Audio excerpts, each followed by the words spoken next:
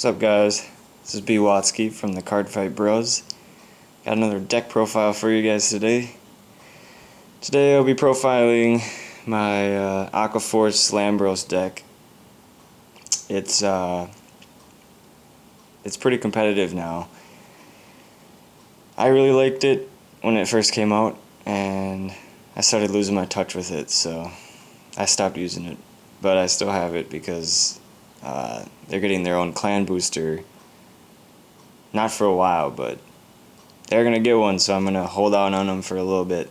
Anyways, let's get right into it. So for the starter, I run Bubble Edge Draco Kid. He's alright. I don't get his effect off every game, so I was thinking about switching to the Magnum Assault clone starter. That's what most people run, but when I do get this off, it's actually pretty nice. So I still run him. It's kind of whatever. For grade 3s, I run four of Thavas. He's just an all-around amazing card. I don't know why they made him so broken, but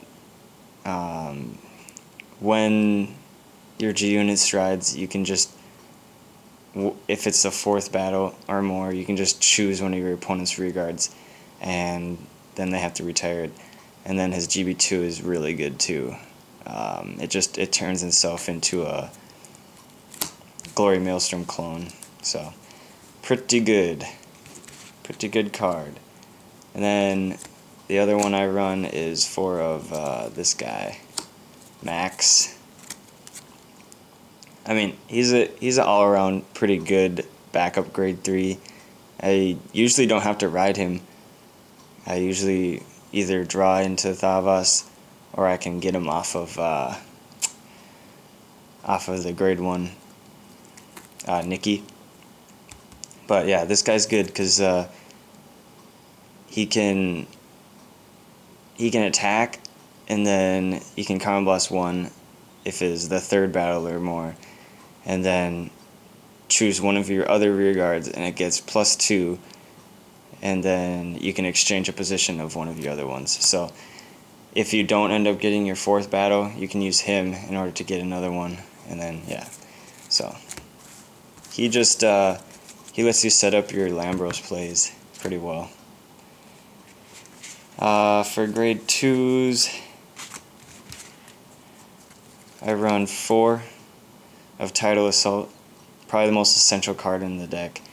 A lot of people are saying that they don't like him very much and they run like something else, I don't know, but I still think he's pretty viable. I don't care if he gets a minus power boost, he lets you get your 4th battle, and with Lambros, even if you swing and then he stands himself back up and he's at 4k, he still gets +10 from Lambros, so he becomes a 14k attacker by himself anyways.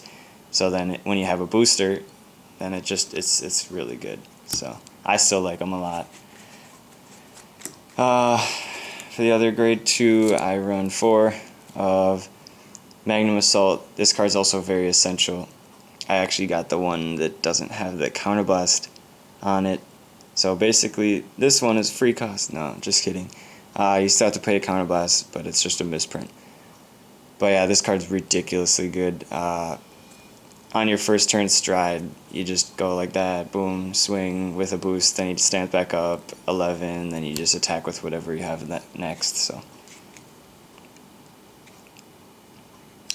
for the last grade 2, I run 3 of this guy, High Tide Sniper.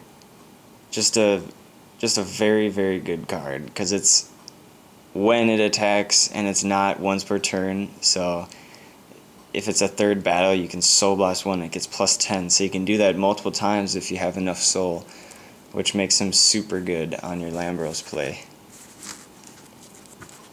Yep, so that's it for grade 2s, not for grade 1s. I run 3 of Orthia. She's just there in case I need another attacker for a 4th battle, because I like her effect, but at the same time, I I don't like that it loses 5k for this, because if you do it with Tidal Assault, you're not going to be swinging for barely anything, and then it kind of ruins your Lambros. So I don't know. It's a good card still. It's definitely good. And then this card is ridiculous. I run 3 of her. I would probably run 4 if I had the space. I might just take out an Orthia and then put another one of these. Statia's just ridiculous. It can attack from the back row, and when it attacks, if it's in the back row, it gets plus 3k, so you can swing at their rear guards for an attack, and it doesn't have to be like a third or more battle. You can do it like the first attack so that they can't intercept. It's really good. And then of course I run 4 of the Stride Enablers. I don't really use it. I don't use the skill a whole lot. Place them on rear guard and then get Thavas, but I have before because I don't really want to ride into Max because he doesn't have a very, very good skill on Vanguard. So, and then 4 of the Unflipper Perfect Guards because this deck uses some counterblast, not a whole lot, but it's still nice to have. And then for triggers, I run 4, 5, 6, 7 crit, and I would probably switch out Supersonic Sailor, and then I'd have 4 of him and 1 less of that guy, but I couldn't find a 4th one. So, and then 5 draws, and this card's good for this deck because you get to put it in the soul, and then you can use it for the High Tide Sniper, and then 4 heal.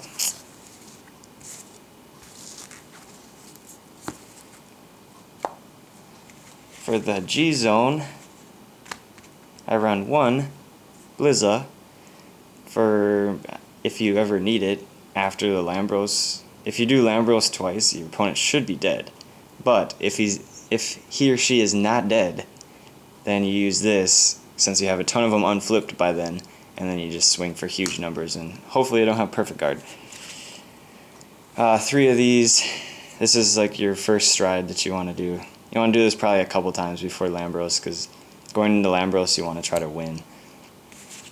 And then of course we got the 4 Lambros. This card is so dumb. This is what makes the deck ridiculously good. He opens up lots of plays that Aquaforce really needed.